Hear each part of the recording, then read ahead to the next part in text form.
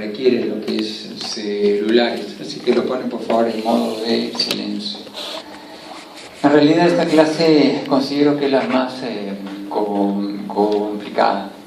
De esta manera vamos a tratar de hacerlo lo más interactivo, de una forma más o menos ágil y especialmente con bastante gráficos. En relación con debemos de mencionar primero lo que se refiere a la disposición general de los núcleos de los nervios craneales. En este caso tenemos que partir de lo que es el tubo neural embriológico. Y aquí ya podemos ver que en lo que es la capa del manto hacia afuera y la capa marginal hacia afuera y la capa del manto hacia adentro, ya en la capa del manto se puede ver diferentes grupos regionales, que esto se va a estar repitiendo posteriormente en lo que es la médula espinal. En términos generales, lo que es la capa del manto se divide en lo que es las placas basales, que van a constituir las astas ventrales. Tenemos las placas alares, que constituirán lo que es las astas posteriores.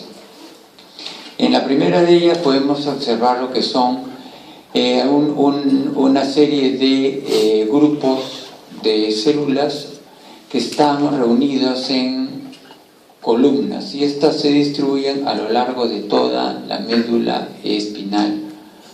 Por ejemplo, tenemos dentro de ellos lo que son el eferente somático general, que se ve tanto a nivel de la parte de la médula en desarrollo como en la médula definitiva. Tenemos el eferente visceral general, y para la parte posterior ya tenemos el aferente visceral general y el aferente somático general. Todas ellas van a alcanzar los objetivos finales, ya sean por fibras aferentes o por fibras eferentes. Las primeras en el asta posterior, las segundas en el asta ventral, gracias a los diferentes nervios espinales que se encuentran a nivel cervical, torácico, lumbar y sacrocoxígeo. El primero de ellos, el eferente somático general, inervará la musculatura estriada. En el caso de la médula espinal, musculatura referente al cuello, al tronco y a los miembros. El siguiente grupo, el eferente visceral general, tiene que ver con la inervación de las vísceras. En este caso les pongo como ejemplo el componente simpático. Este eferente visceral general viene a ser la neurona número 1, cuya prolongación externa centrífuga, el axón, va a ingresar por intermedio de la rama comunicante blanco hacia lo que es la neurona número 2, en este caso simpático, que corresponde a la cadena simpática paravertebral, donde se posta con la neurona número 2. Desde este punto, esta, por el ramo comunicante gris, va a ir finalmente a los diferentes órganos de la economía. Esto es con el ejemplo que tenemos para lo que es la parte simpática. El parasimpático funciona de una manera similar. La diferencia es que mientras el simpático, la neurona número 1, se encuentra en esta columna eferente visceral general, localizada en la médula dorsal exclusivamente, el parasimpático se localiza en núcleos fragmentados en el tronco cerebral y a nivel de la médula lumbosacra. El siguiente componente es el aferente visceral general. En este caso tenemos la neurona número 1, que se encuentra en el ganglio de la raíz posterior, La fibra aferente viene desde los órganos mismos. La fibra eferente hace contacto con la columna del aferente visceral general, y desde este punto ya sube. El siguiente componente es el aferente somático general, igual que el previo. La neurona número 1 se encuentra en el ganglio de la raíz posterior y viene desde las paredes corporales. Y en este caso ya estamos hablando de la piel, músculos, articulaciones, tendones, etc. Desde este nivel, la fibra centrípeta de la neurona número 1 del aferente somático general hará posta con la neurona correspondiente y desde aquí sube hacia niveles superiores. Entonces, el esquema básico, elemental, que tenemos que tener en consideración para lo que viene ahora en el tronco cerebral es arrancar recordando, porque esto ya fue explicado en la clase de embriología. Hay que recordar lo que se explicó en esa oportunidad. En el caso del tronco cerebral, y acá tenemos igual, tenemos que considerar lo que es la parte embriológica. Y en este punto vamos a ver que se va a estar repitiendo las mismas columnas que hemos visto en la médula en desarrollo, en este caso en el bulbo en desarrollo. Sin embargo, en el romboencéfalo embrionario no solamente van a ver estas cuatro columnas, se van a agregar 3 columnas más. Vamos a irlas viendo. Tenemos, por ejemplo, el eferente visceral especial. Se agrega el aferente visceral especial y se agrega también el aferente somático especial. Si esto lo vamos a representar ya en el bulbo, y todas estas, al igual que lo que sucedía en la médula espinal, todas estas columnas en sí van a poder llegar hacia sus órganos blancos, ya no a través de los nervios espinales, sino a través de los nervios de los pares craneales. Acá tenemos lo que es ya una médula desarrollada y tenemos definitivamente los mismos columnas que se encuentran acá. Podemos ver, por ejemplo, no sé si esto es así, no, esto es antes de esto. A ver, perdón.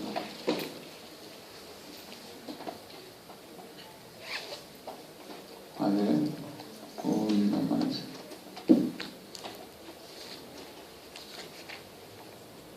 Aquí, lo que se tiene que ver es de que el núcleo central del eferente somático general tenemos el núcleo del hipogloso. El núcleo central para el eferente visceral especial tenemos el núcleo ambiguo. El núcleo central para el eferente visceral general tenemos el núcleo dorsal del vago. Los otros ya vienen a ser diferentes tipos de columnas aferentes y como tal van a necesitar que tengan una primera neurona fuera del sistema nervioso central. En este caso vamos a tener el aferente visceral general, que el núcleo central corresponde a lo que es el núcleo del fascículo solitario.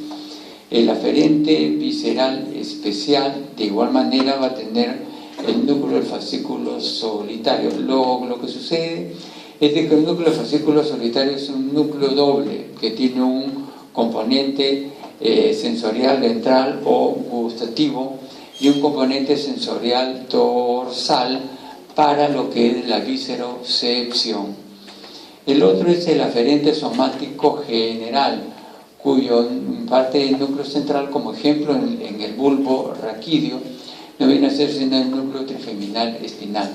Y el aferente somático especial con el componente de los núcleos cócleo-vestibulares. Movemos cada uno de ellos tiene su representación. Esto lo vamos a ir desarrollando paulatinamente. Acá tenemos entonces como ejemplo esto que habíamos ya visto, y vamos a ir desarrollando cada uno de ellos. Esta es una vista posterior en transparencia, lo que se refiere a los diferentes núcleos que estamos viendo, ¿ok? Todos estos que están acá es un corte solamente en la parte más representativa del bulbo. Sin embargo, muchos de estas columnas de núcleos se van a distribuir. La primera diferencia que existe entre las columnas estudiadas a nivel de la médula espinal es de que son columnas continuas. En cambio, en el tronco cerebral las columnas son discontinuas, obviamente también llamadas fragmentadas, pero aún así siguen conservando la especificación funcional, cada una de ellas. En el caso del eferente somático general, eso se refiere, eferente somático general, se refiere biológicamente a la musculatura de los somites, es decir, musculatura de los somitómeros. Y como tal, obviamente son músculos voluntarios. Y aquí vamos a ver que eso está restringido a la musculatura extrínseca del ojo y a la musculatura de la lengua. Estos son los únicos músculos somitómeros que se encuentran a nivel del cráneo. Ahora bien, la neurona número 1 en el caso de los músculos del ojo, tenemos por ejemplo el núcleo motor ocular común, cuya prolongación externa, cuyo axón va a llegar por intermedio del tercer nervio a lo que es los músculos recto interno, recto superior, recto inferior, oblicuo menor y elevador del párpado superior. Obviamente todas ellas voluntarias. El siguiente núcleo es el núcleo patético, que por intermedio del cuarto nervio troclear patético, esto va a llegar hacia el oblicuo mayor. El siguiente núcleo que debemos de ver es el núcleo motor ocular externo, que por intermedio del sexto nervio va a llegar al músculo recto externo. De esta manera se completa la totalidad de la musculatura extraocular. Esto es la famosa columna eferente somático general, ¿ok? También lo que faltaba era para la lengua el núcleo del hipogloso. Como vemos, por el 12º nervio va a inervar la totalidad de los músculos de la lengua. Todos estos músculos son músculos somitómeros estriados voluntarios. Desde el punto de vista clínico podemos ver cómo la exploración clínica al lado en la cabecera del paciente o en nuestro consultorio, podemos ver el desplazamiento de los ojos para poder evaluar todos estos núcleos y estos nervios especialmente. Podemos ver si al paciente se le pide que mire conjugadamente hacia la izquierda. Podemos explorar el recto externo izquierdo, que es el sexto nervio, y el recto interno del lado derecho, que es el nervio 3. Si pedimos que mire hacia el otro lado, exploraremos el sexto derecho y el tercero izquierdo. El peor error que los médicos pueden hacer es pedir que el paciente mire directamente hacia arriba o mire directamente hacia abajo. Esto nunca lo hagan, porque esto combina músculos, hay superposición de efectos de músculos. Para explorar músculos aislados, el paciente tiene que mirar en ángulo, arriba adentro, arriba afuera, abajo adentro o abajo hacia afuera. En esta manera garantizamos explorar específicamente un músculo dado. Por ejemplo, si el paciente mira hacia arriba y hacia la derecha, podemos explorar el oblicuo inferior inferior del lado izquierdo del tercer nervio y recto superior del lado derecho. Caso contrario, hacia abajo y hacia la derecha, exploramos con el ojo izquierdo el oblicuo superior del lado izquierdo, el cuarto nervio, y el recto inferior del lado derecho. Sin embargo, si hacemos que el paciente mire hacia el otro lado, exploraremos el recto superior izquierdo y el oblicuo inferior derecho, y el recto inferior izquierdo y el oblicuo superior derecho. De esta manera de que tampoco es necesario que se la acuerden exactamente. Con una foto esta que tienen ustedes en su smartphone, delante del paciente ponen su smartphone, abren la ventana, lo ven ahí y lo exploran. Así es fácil, no es nada complicado. Y esto les permite explorar de manera muy precisa la funcionalidad de los diferentes nervios, hasta que sea tan rutinario que lo hagan fácilmente, ¿no? Ya guardan su smartphone. La aplicación clínica de esto es una serie de patologías.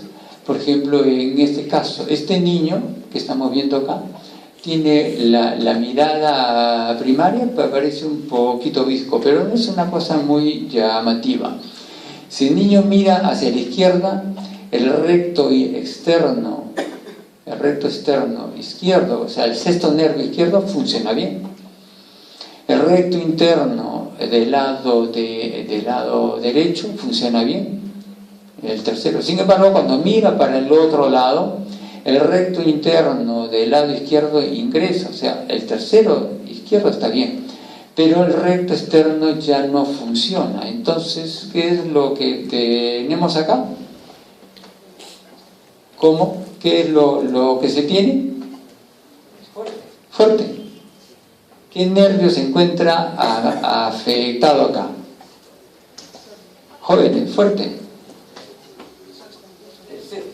¿El sexto? ¿De qué lado? ¿Cómo?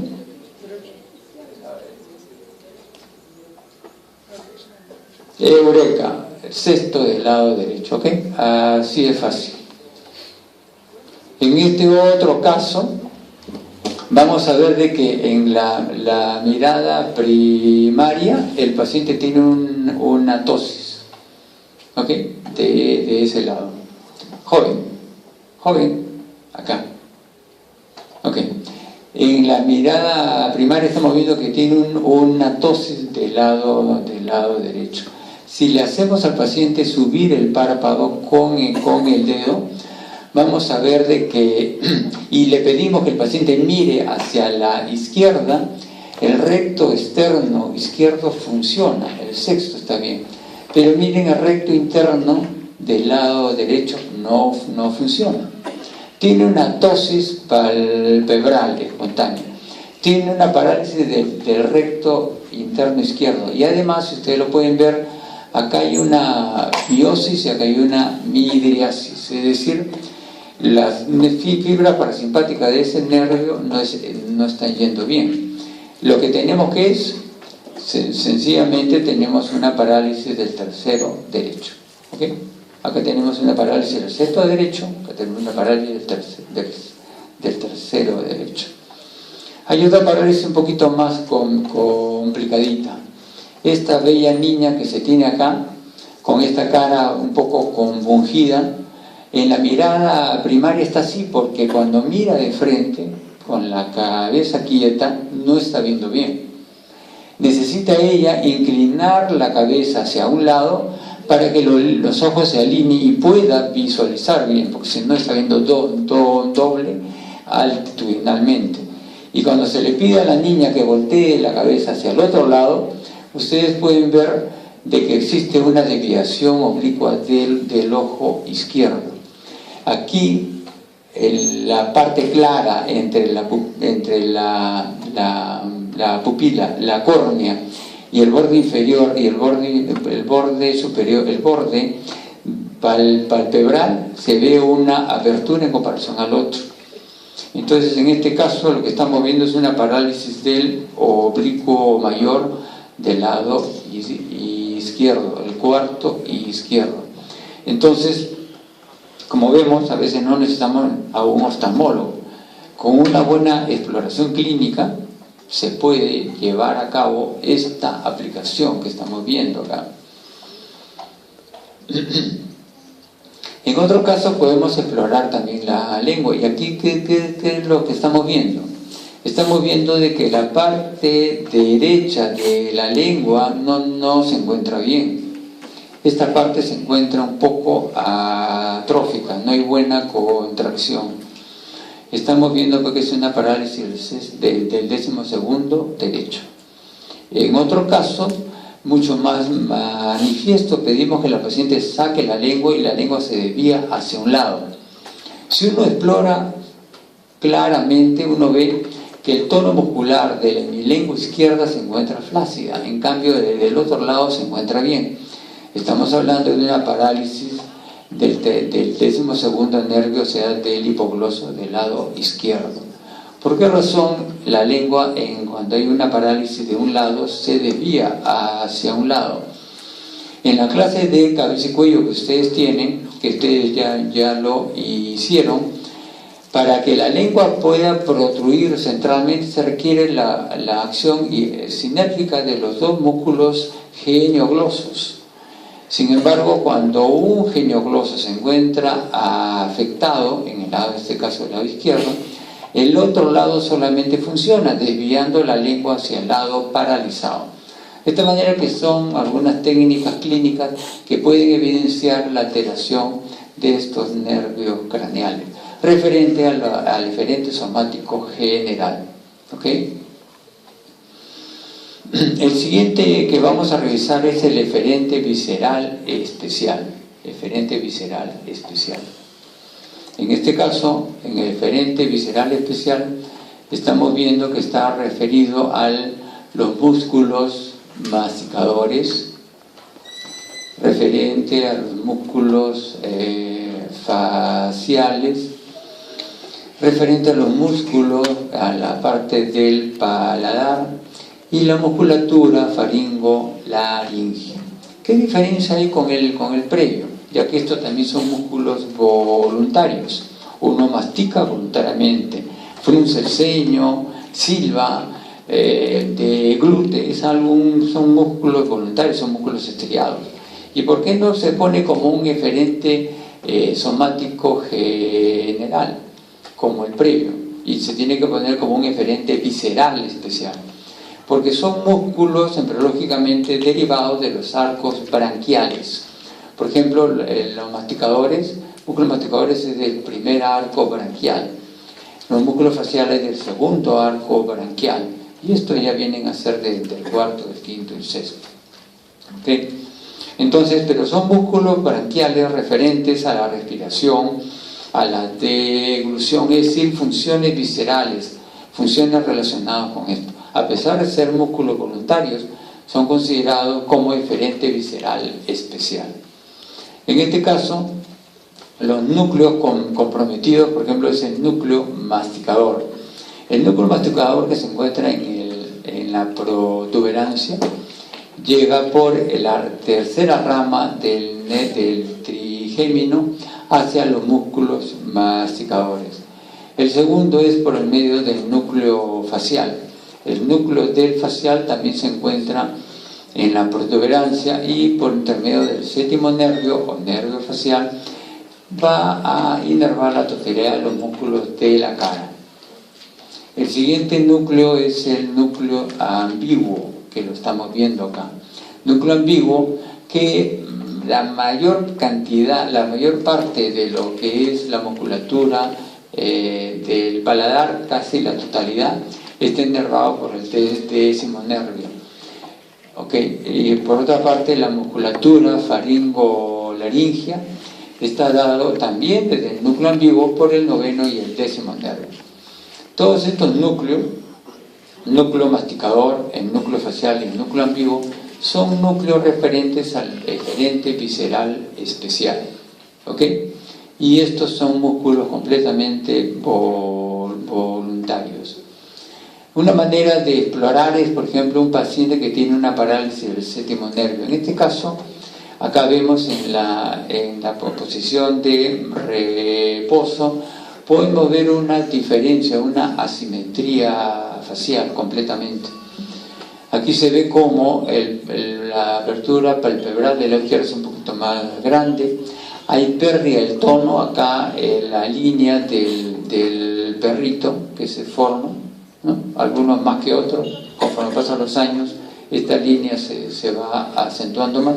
Aquí prácticamente ha desaparecido.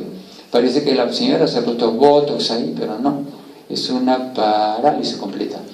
Y la boca se desvía hacia el lado sano. ¿Por qué razón? Porque la musculatura del lado sano mantiene un tono muscular. La musculatura paralizada está flácida.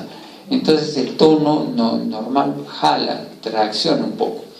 Si a la paciente le pedimos que cierre los ojos con fuerza, que el ojo paralizado no se va a cerrar, por el hecho de cerrar los ojos se desvían involuntariamente hacia arriba, enseña la esclerótica y esto se denomina signo de Bell, ¿ok? Signo de Bell. Las otras formas de seguir la exploración es, por ejemplo, si se le pide a la paciente que silbe, o a la paciente se le pide que dé un beso o que sonría. En estos casos se puede ver que hay una parálisis del séptimo izquierdo.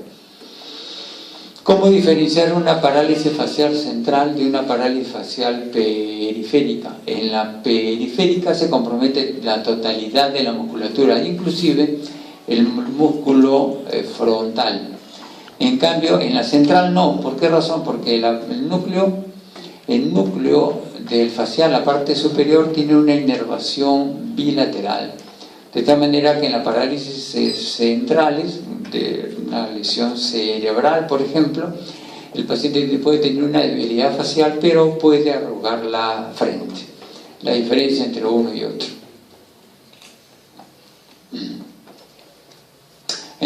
¿Cómo exploramos el noveno y el décimo nervio? En este caso, la exploración puede ser gracias a que con una torunda se le estimula la parte del paladar blando para provocar el reflejo nauseoso.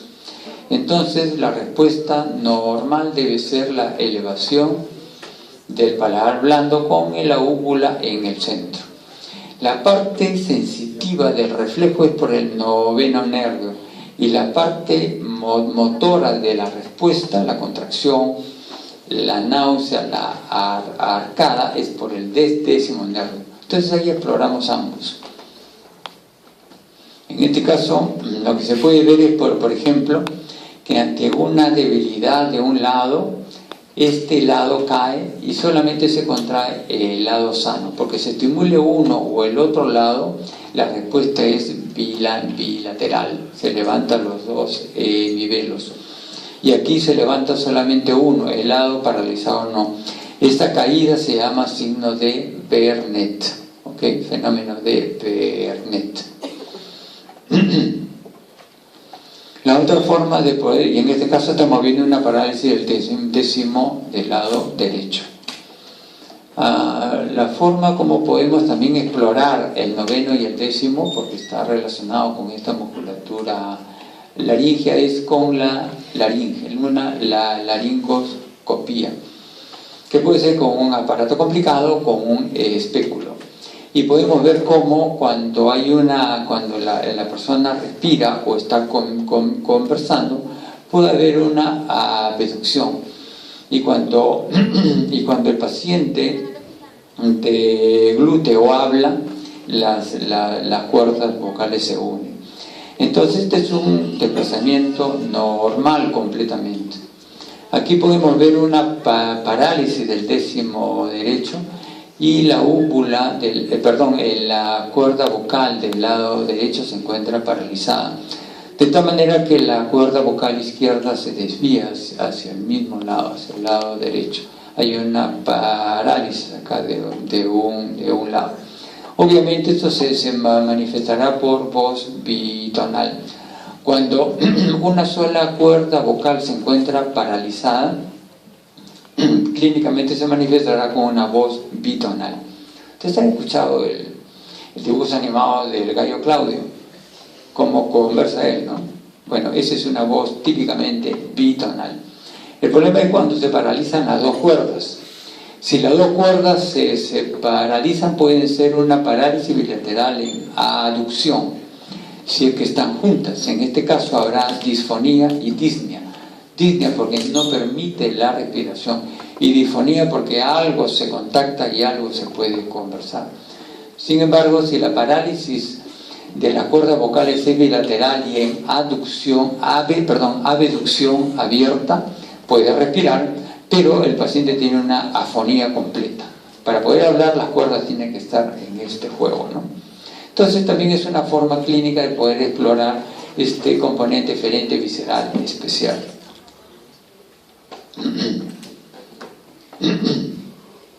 El siguiente componente que vamos a revisar es el eferente visceral general. En este caso estamos hablando de lo que es el parasimpático, ¿ok? Parasimpático craneal. El parasimpático craneal representa el 80% de todo el parasimpático corporal. De todo el cuerpo, el 80% del parasimpático es por el décimo nervio y el 20% restante es por el parasimpático lumbosacro, que no se estudia en esta clase. El primer núcleo que debemos de explorar es el núcleo de Edinger-Westphal, que se encuentra acá, en el mesencéfalo, a nivel de los colículos superiores. En este caso, el nervio va a ir hacia lo que es el ganglio ciliar, porque los parasimpáticos, ya les expliqué, tienen la neurona número 1 en el tronco cerebral y la neurona número 2 en los ganglios, antes del órgano final. El ganglio ciliar que se encuentra a nivel retroocular.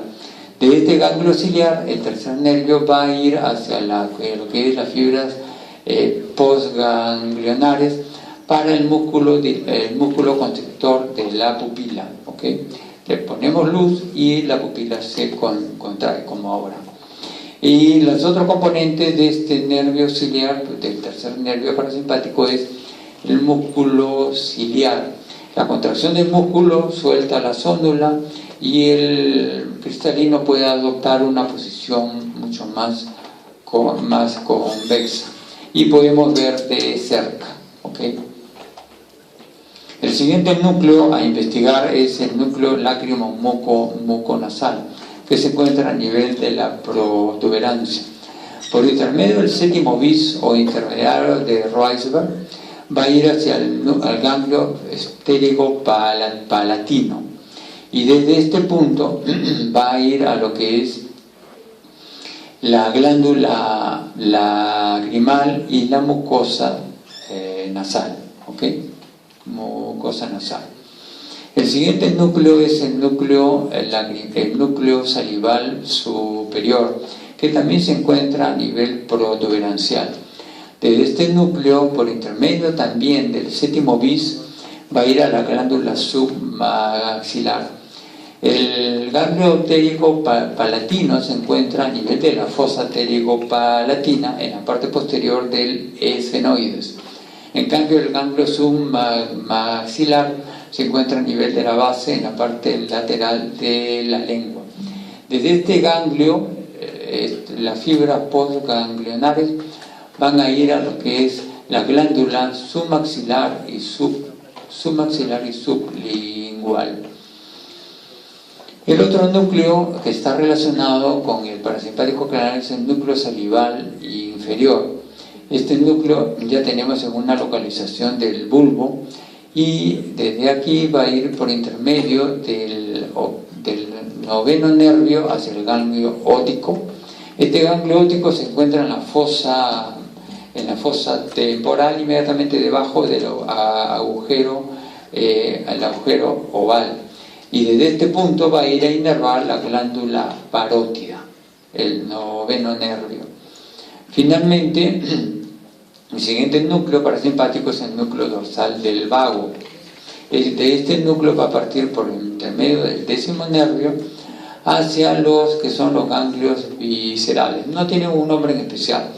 A diferencia de los demás ganglios que están un poco distantes de su órgano diana, los ganglios del parasimpático, del décimo nervio, del parasimpático vago, van a ir directamente hacia el órgano mismo, y en el órgano, en la pared del órgano, o digamos en la adventicia del órgano, o en la misma pared del órgano, se encuentran finalmente los ganglios que van a realizar la función de lo que es los órganos torácicos, abdominales y parte del pélvico.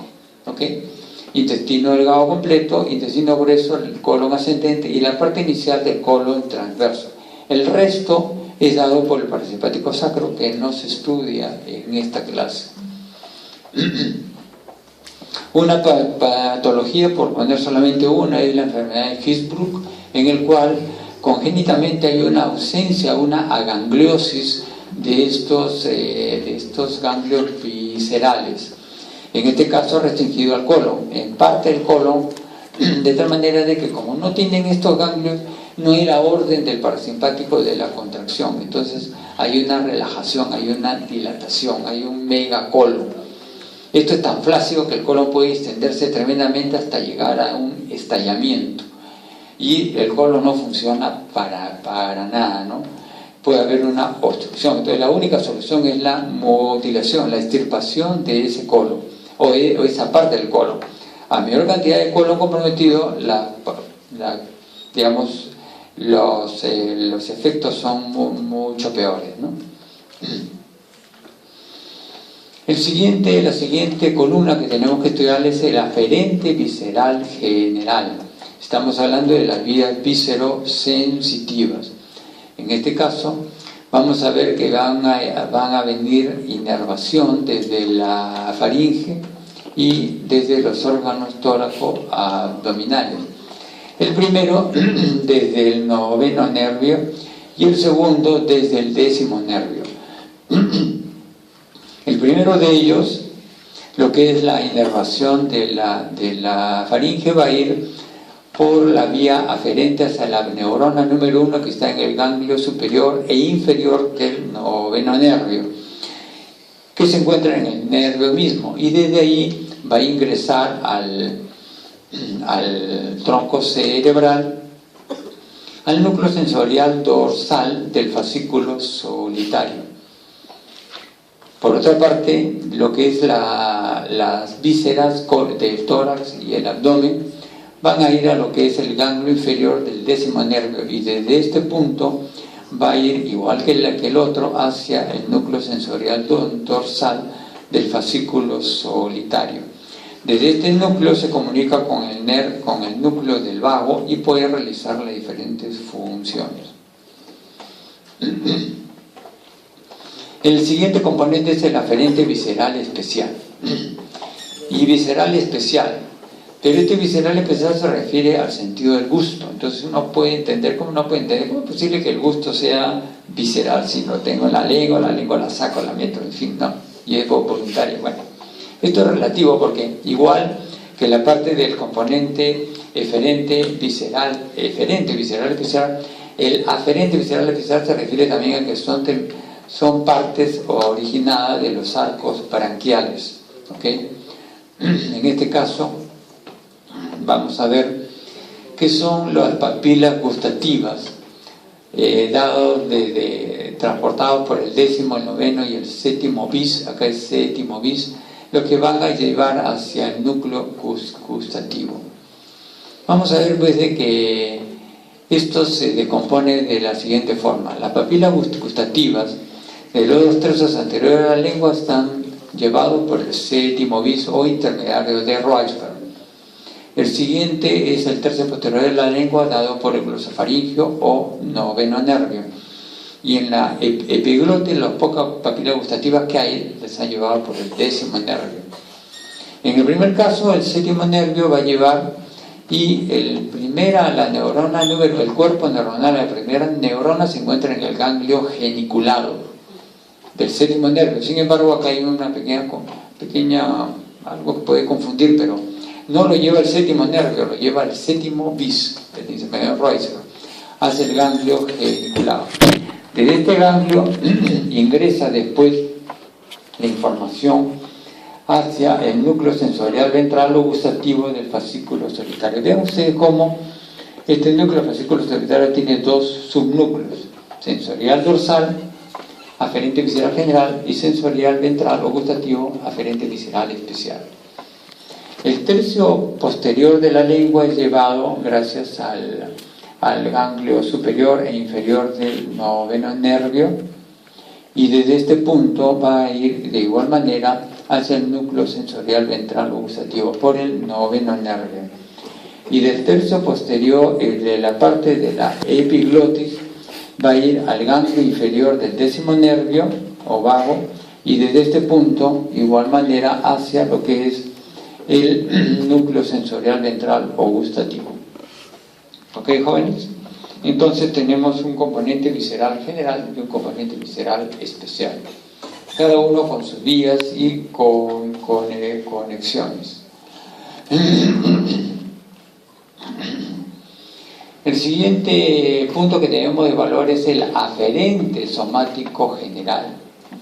¿Ok? En este aferente somático general se refiere a la sensibilidad de la pared corporal, y en este caso referente a la cara. Acá estamos viendo la sensibilidad de la mucosa oronasal. Tenemos la sensibilidad de la cara, pero en este caso restringido a lo que es la termoalgesia, y también la sensibilidad de la dura madre. Todos ellos van a ir hacia, todas estas aferencias van hacia el ganglio de Gasser, y desde este punto va a ingresar por intermedio del quinto nervio hacia el tronco cerebral, específicamente toda esta inervación hacia el núcleo trigeminal espinal. El núcleo trigeminal espinal entonces es para la sensibilidad termoalgésica y táctil protopática, pero fundamentalmente termoalgésica de la cabeza. En cambio, lo que es la sensibilidad epicrítica de la cara va a ir también por vías aferentes hacia el ganglio de Gasser, y desde este punto, pero son neuronas diferentes, y desde este punto por el quinto nervio o nervio trigémino va a ingresar al núcleo trigeminal principal, que está ya no en el bulbo sino en la protuberancia. Entonces el núcleo trigeminal espinal es para la termoalgesia, el núcleo trigeminal principal es para el táctil epicrítico.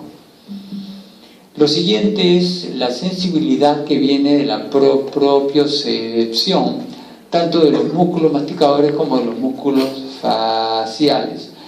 Esto va a ir de igual manera hacia lo que es el ganglio de Gasser, con una neurona con un procesamiento diferente a las otras dos, y desde este punto de igual manera llegará también por el quinto nervio o nervio trigémino hacia el núcleo, a la raíz mesencefálica del trigémino, que es el componente para la propiocepción, en este caso propiocepción consciente. ¿Ok? Entonces vean ustedes cómo el núcleo, el nervio facial es un nervio que tiene 3 núcleos sensoriales, y ya hemos visto que tiene un núcleo motor. Recuerdan el núcleo motor, que es el componente eferente visceral especial para la masticación. El nervio trigémino es un nervio mixto, como muchos otros.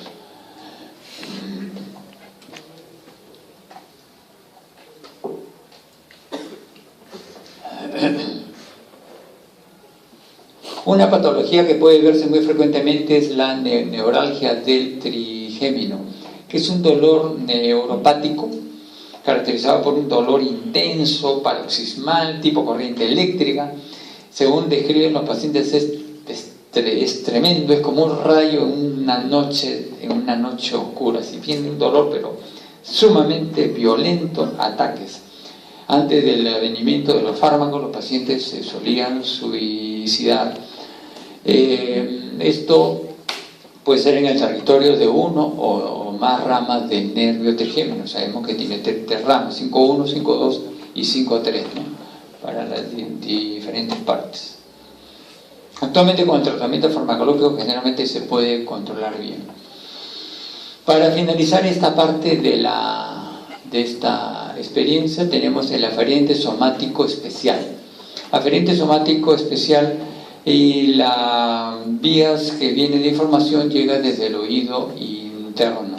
Y aquí tenemos un componente coclear para la audición, que es justamente lo que esta niña está haciendo, escuchando música.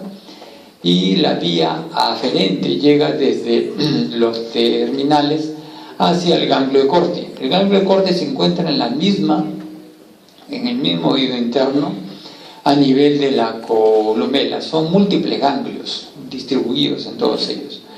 La vía central de la neurona número 1, que es el ganglio de Corti, el ganglio de Corti, porque viene del órgano de Corti, va por el octavo nervio, el componente coclear, hacia el núcleo coclear ventral y coclear dorsal, que se encuentra a nivel bulbo protuberancial.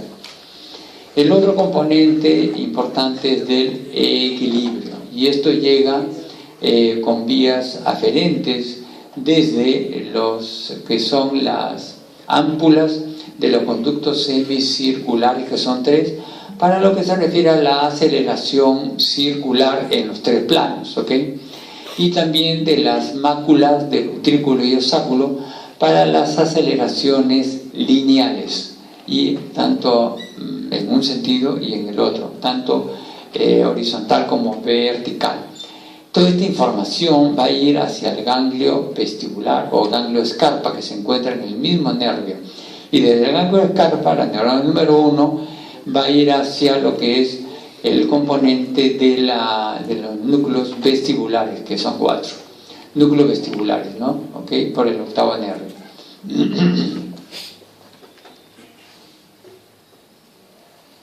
¿Algo más aquí? A ver, vamos a ver, creo que eso era todo. Ahora bien, antes de empezar con los cortes, que es la segunda parte, debemos de recordar cómo la sensibilidad que viene, en este caso lo he puesto adrede así, por ejemplo, sensibilidad que viene desde el hemicuerpo izquierdo, en ese cuello, tronco, miembros izquierdos, tiene que llegar hacia lo que es el hemisferio derecho. Obviamente que esto se lleva a cabo por 2 vías fundamentalmente. Desde la espinal va a subir por el fascículo espinotalámico, que son dos tipos, pero ambos suben cruzado ya, porque se cruza por la comisura anterior y va a subir por lo que es la médula espinal en el cordón anterolateral, y a nivel de tronco cerebral va a cambiar el nombre y se va a llamar lemnisco espinal, ¿ok?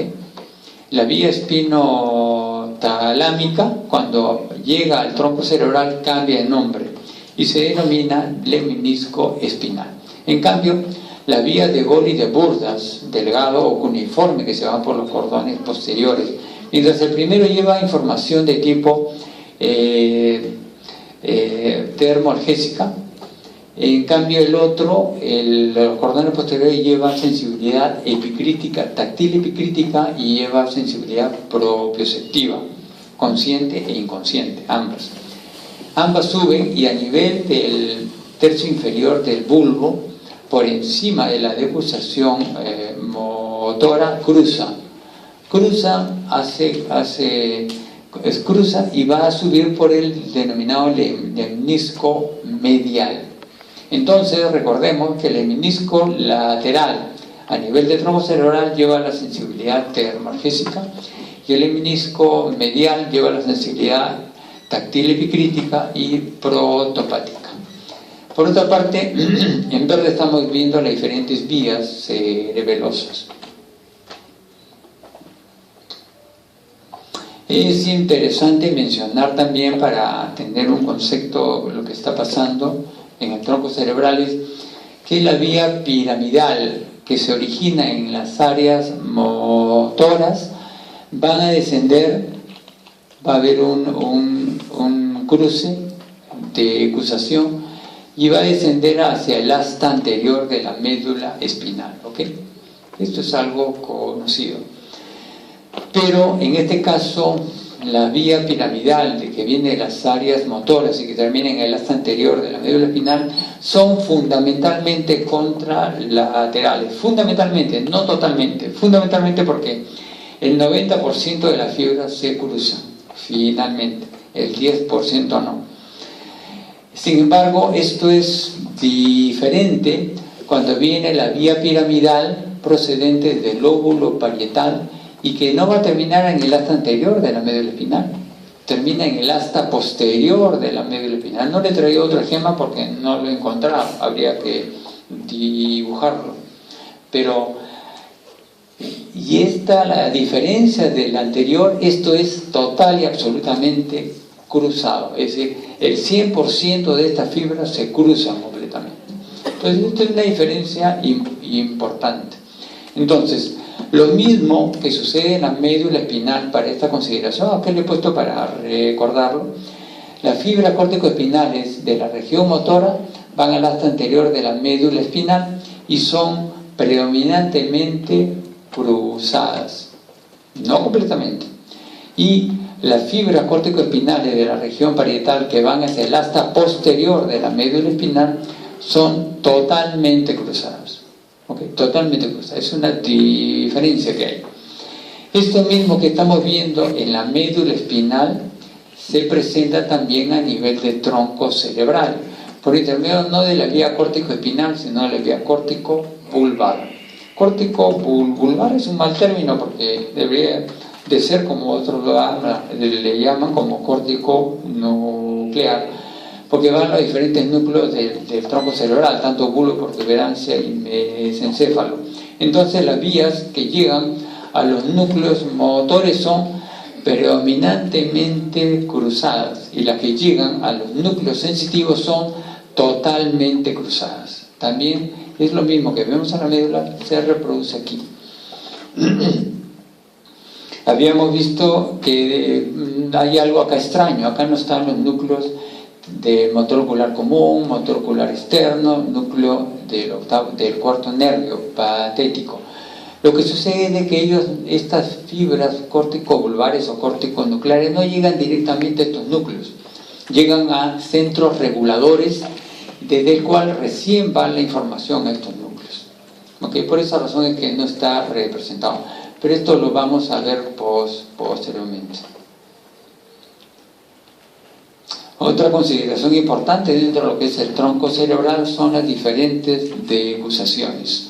Acá se ha puesto con números, digamos, secuenciales.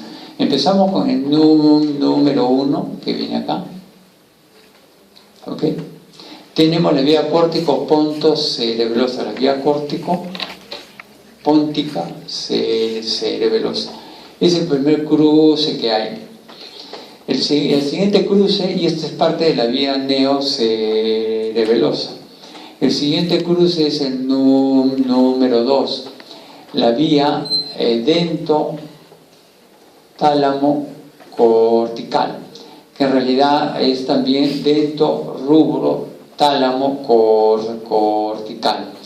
De esta manera el circuito se cierra de uno y otro, pero también es un cruce. El cruce número 3 lo tenemos con la vía córtico-espinal. Vemos pues de que aquí la vía que hemos mencionado, la córtico-espinal, se cruza al nivel del tercio inferior del bulbo, ¿no? La siguiente vía que se cruza es la número 4.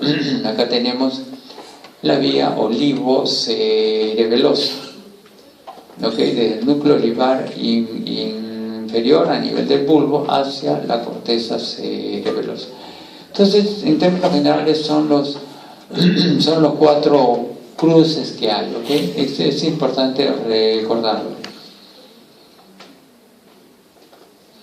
Otra consideración especial que solamente es para que lo vean, porque esto ya se desarrolló en la clase de sistema límbico y formación reticular, las diferentes disposiciones de los núcleos reticulares a nivel central, la formación reticular media, la formación reticular del medio RAFE, ¿okay? En diferentes niveles, mesencéfalo, protuberancia Y en el bulbo, conocido como el núcleo magno de Rafe, tenemos los núcleos reticulares paramedianos, como es la formación reticular paramediana y un núcleo reticular central, y los laterales, como la formación reticular lateral que estamos viendo acá.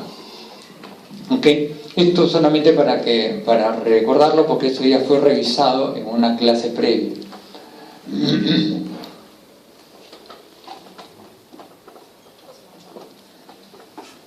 Una consideración especial tiene lo que se denomina el fascículo longitudinal medio.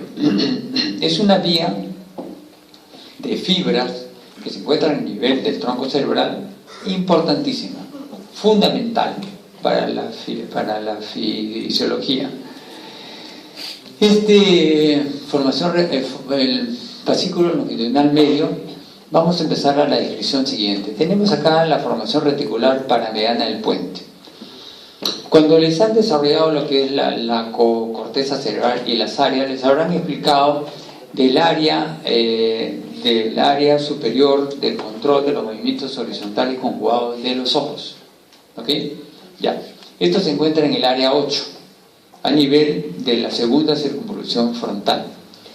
Entonces, en mis dos áreas 8 tenemos el control superior de los movimientos horizontales conjugados de los ojos. Si yo estimulo mi área 8 derecha, los ojos se desvían, digamos, simétricamente hacia el lado izquierdo.